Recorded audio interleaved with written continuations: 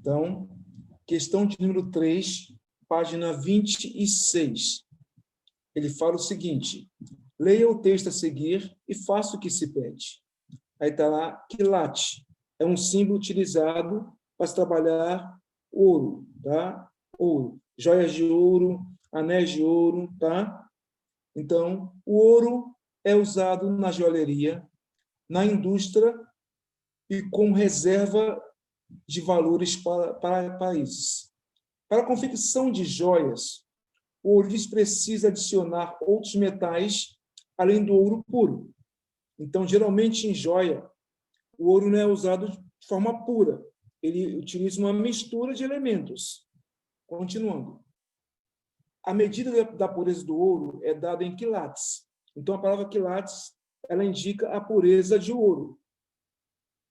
O ouro puro tem 24 quilates, mas uma das formas mais comuns é o ouro 18 quilates.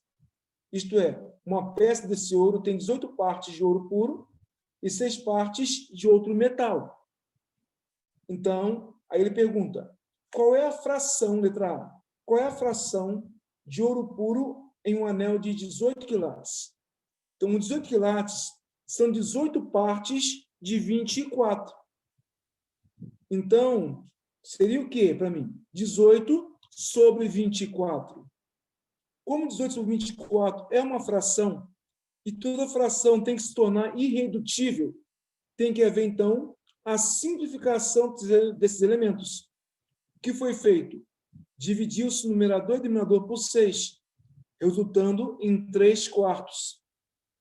Então, a proporção que se utiliza de ouro 18 e ouro puro é 3 quartos. Letra B. Que porcentagem de ouro puro esse anel apresenta? Se tem 3 quartos de mistura, e nós vimos o quê? Para você transformar em porcentagem, o seu denominador tem que ser sempre o número 100. Então, o que fazer? 4 tem que se tornar 100. Que valor vezes 4 dá 100? É 25. Então, nesse caso, multiplica-se o numerador e o denominador por 25, achando no final 75 centésimos, 75 sobre 100, que equivale a 75%. Então, uma joia de ouro 18 quilates, no final, ela tem apenas 75% de ouro puro. Os outros 25% que faltam são misturas de outros elementos, geralmente um metalzinho chamado de cobre e, às vezes, estanho. Tá? Questão de número 4. Leia o anúncio a seguir. Qual será o valor pago do terreno após 1 ano, caso o cliente faça esta opção de investimento? Aí tem um anúncio que fala o seguinte: compre um terreno e construa a casa dos seus sonhos. O valor inicial do terreno é R$200 mil. Valorização do terreno. Valorizar quer dizer o quê? Aumentar o preço dele. Depois de 1 ano, o preço do terreno aumenta 15%. Então, imagine que você comprou esse terreno esse ano, pagou 200 mil. Se você for vender esse terreno daqui a 1 ano, ele vai aumentar no valor 15%. Aí a pergunta que é feita é a seguinte: qual vai ser o valor desse terreno depois de 1 ano? Meu primeiro passo vai ser descobrir qual é o valor do aumento que o terreno vai ter. No caso, é 15% de 200 mil. Que como é que você vai armar? 15 sobre 100 vezes 200 mil. Multiplica em cima, divide embaixo. No final, iríamos achar como resposta 30 mil. Ou seja, esse terreno, em 1 ano, ele aumenta 30 mil reais. Então, se eu fosse vendê-lo após esse 1 ano, seria qual o valor dele? 200 mais 30. Seria, então, 230 mil reais o valor que eu venderia esse terreno depois de 1 ano. Geralmente, com os terrenos, com imóveis, acontece mesmo essa valorização, esse aumento, ao contrário de um veículo. Geralmente, um veículo ocorre o contrário, ocorre uma chamada depreciação, que é uma diminuição do valor dele ano após ano. Tá? Questão agora de número 5. Todas as questões que estou falando para vocês, eu tenho que ler o enunciado, tá bom? Então, acompanhe sempre a leitura, ou até leia junto comigo, para que você entenda as questões. Ele fala o seguinte: em uma academia com 680 alunos matriculados, foi feito um levantamento de frequência desses alunos e dos horários escolhidos por eles para a prática de atividades físicas. Com isso, verificou-se que 45% dos alunos frequentam a academia à noite. Então, 45% vão à noite. 40% à tarde. E os demais, os restantes, vão pela manhã. Com base nesses dados, responda. Letra A. Quantos alunos frequentam a academia pela manhã? Observe o seguinte: à noite, 45%. À tarde, 40%. Dá um total de 85%. Para chegar em 100%, que nós vimos que é um inteiro, vai faltar 15%. Ou seja, 15% frequentam a academia pela manhã. Então, eu vou achar 15% de 680, que é 15 sobre 100 vezes 680. Tem diversas formas de você fazer. Uma delas é você multiplicar em cima e dividir pelo de baixo. Então, 15 vezes 680 dá 10.200.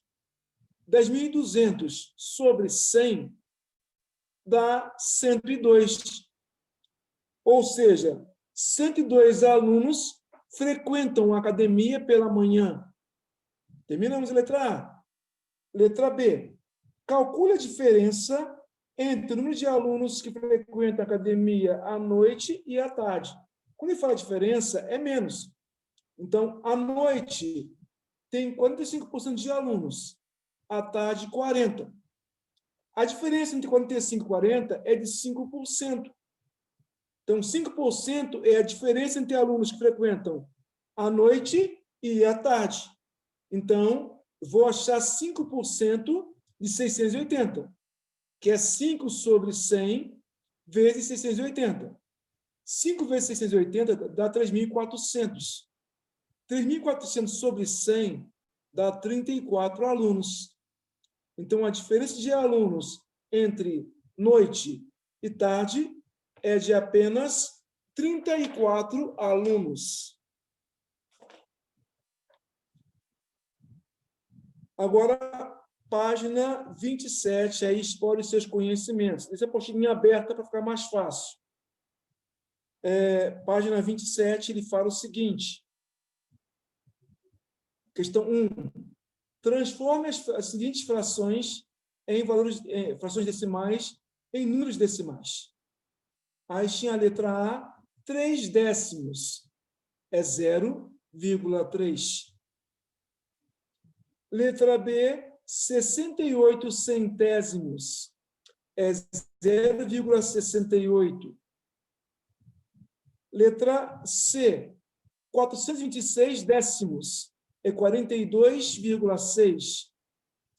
Letra D, 4 milésimos é 0,004.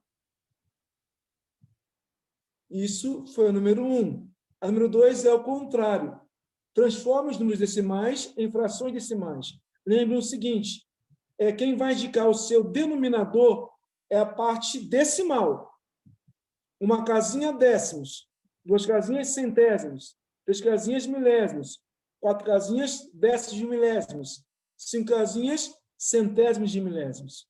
Então, a forma de você ler que vai indicar qual é o seu denominador.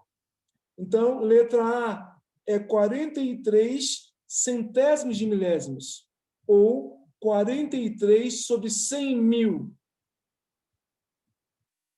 Letra B, 137 inteiros e 44 centésimos. É 13.744 sobre 100. Letra C, que é 5.039 décimos de milésimos, que é 5.039 sobre 10.000. E letra D, 4 inteiros e 4 décimos de milésimos. Daria 40.004 décimos de milésimos, 40.004 sobre 10.000.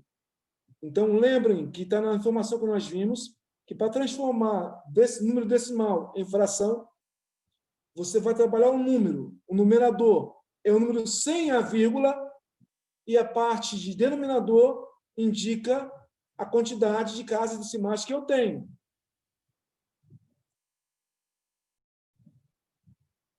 E a terceira questão da página 27. Ormezinda faz uma mistura de cereais para o café da manhã. Ela prepara uma tigela de cada vez, colocando alguns ingredientes nas respectivas quantidades. Então, tem uma tabelinha para você ali. Inicialmente, ela usa 2/5 de aveia. 2/5, para mim, equivale a 0,4, equivale a 4 décimos. 1/4 de flocos de milho. 1/4 para a gente é 25 centésimos, 0,25. Ela também utiliza 25 centésimos de fibra de trigo e 1/10 de coco ralado. É feito 3 perguntinhas com relação a essa tabelinha. Primeiro, qual o produto que aparece em maior quantidade?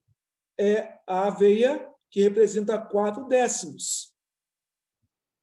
Lembra vocês que quando você fala comparação, se a parte inteira é a mesma, quem vai definir o maior é o décimo. Maior décimo, maior elemento, hein? Não esqueçam isso. Então, a maior quantidade é a aveia, 4 décimos. Qual produto em menor quantidade? Letra B. Menor quantidade é o coco ralado, apenas 1/10.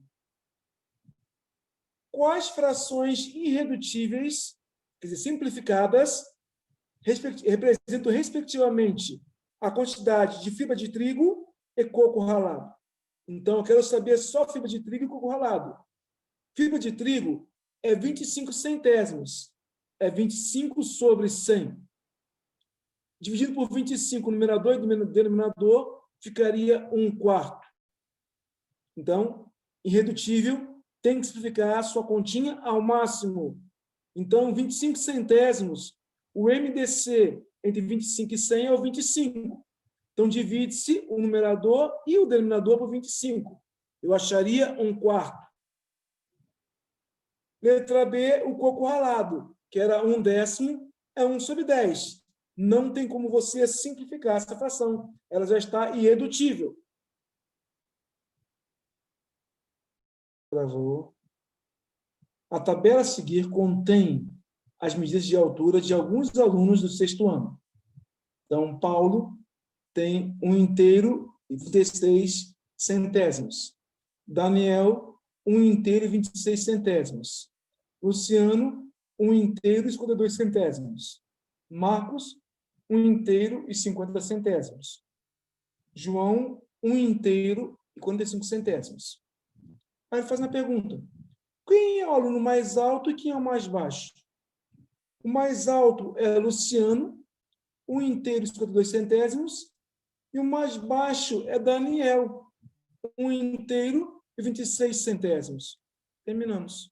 Questão 4. Meu Deus! Questão de número 5. Assim que é interessante. Diego saiu de casa com R$400. Então, ele tinha quanto? R$400. Comprou um sapato por 180. Então, um sapato, 180. Pagou a conta de telefone. Não falou valor nenhum, hein? Gastou R$30 de táxi. Então, 180 sapato, R$30 de táxi. E pagou a mensalidade do curso 120. Até então, eu não sei quanto ele gastou no telefone. Eu sei que ele comprou um sapato, pagou o táxi e pagou o curso. Considerando que não sobrou dinheiro algum. Então, sapato, táxi, curso. O que sobrou, então, foi telefone. Ele gastou tudo que tinha. Qual é a porcentagem que a conta de telefone representa dos R$ 400? Meu primeiro passo aí é saber quanto ele gastou no telefone. E o que fazer? É pegar o 400, menos 180, que é o sapato, menos 30, que é o táxi, menos 120, que é o curso. Então, ficou 400 menos 330, sobrou, então, uns R$ 70. Ou seja, ele gastou, então, R$ 70 com o telefone. Só que ele quer saber o quê? Que porcentagem representa esse gasto em relação aos R$ 400? Então, é 70 sobre 400. É R$ 70 em relação a 400. Aí a perguntinha, o que nós vimos já em relação à porcentagem? O seu denominador tem que ser sempre o número 100. Então, quer dizer, o 400 tem que se transformar em 100. O que se pode fazer? Que valor vezes ou dividido por 400 vai dar 100? Seria 400 dividido por 4. Então, o que acontece? Eu vou dividir o numerador e o denominador pelo mesmo número, no caso, pelo número 4. Então, 400 por 4 dá 100. 70 por 4 dá 17,5. Então, 17,5 sobre 100 é 17,5%. Ou seja, a conta de telefone representa 17,5% de 400.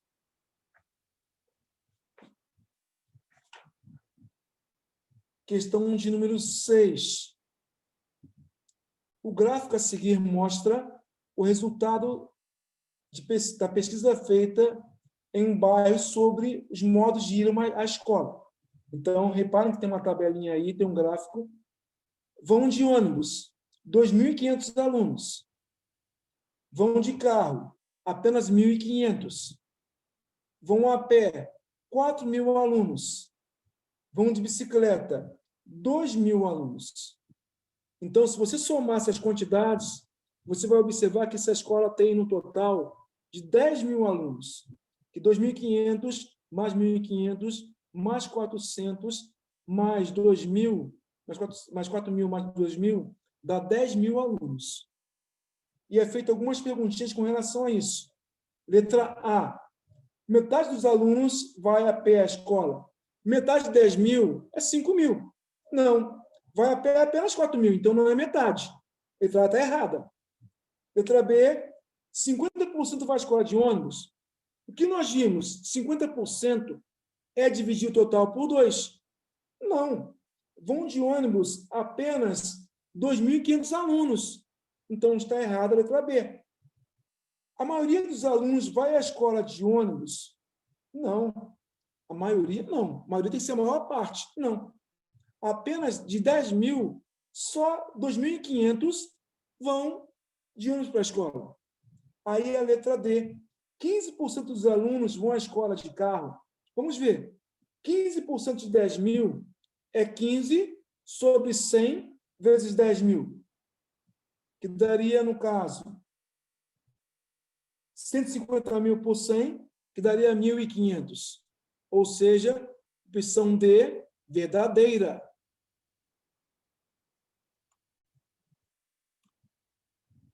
E questão de número 7.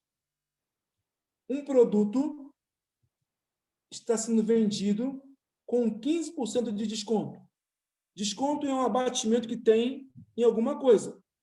É um valor que determina que seu preço ele vai cair, vai ser reduzido. Desconto de 15% sobre o preço da tabela. Para calcular o valor a ser pago pelo produto, o que fazer? Então, o produto para mim custava 100%, que é um inteiro. Se tem 15% de desconto, ele vai reduzir em 15%. Sem tirar 15, dá 85. Agora, para mim, o que é 85% de alguma coisa? É 85 sobre 100 vezes, quer dizer, multiplicado por alguma coisa. Isso é porcentagem. Só que, para mim, 85%, 85 sobre 100, é 0,85. Então, qual vai ser o valor final do nosso produto? Resposta, letra C, ele vai ser multiplicado por 0,85, ou 85 centésimos, que quer dizer 85 sobre 100.